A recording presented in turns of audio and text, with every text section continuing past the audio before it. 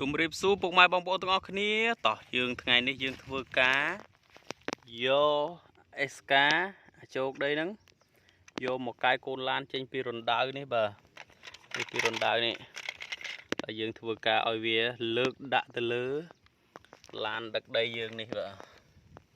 វាធ្លាក់នៅនឹងវាឡើងរួចទេឥឡូវយើងមានតែឲ្យអេសកាយើងកាយនេះកាយជោគឡើងតោះឥឡូវចាប់ផ្ដើមឲ្យខាត់ពេលយូរយើងបត្រាក់ចេញសិនត្រាក់ទ័រចេញសិននេះបាទឥឡូវយើងចាប់ផ្ដើមឲ្យឡានអាយ៉ែចូលតបឆេឡានអា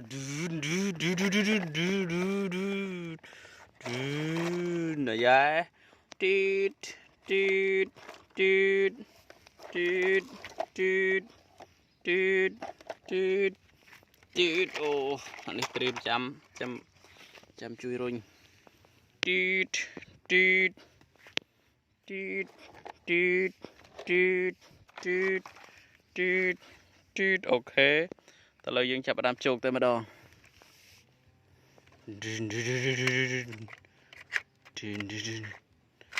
យ៉ាជោគចិត្តបាន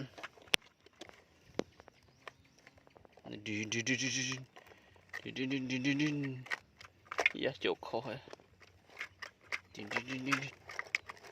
អូ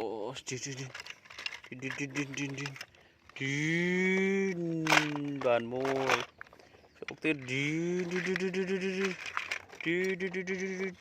បានពីរបាន3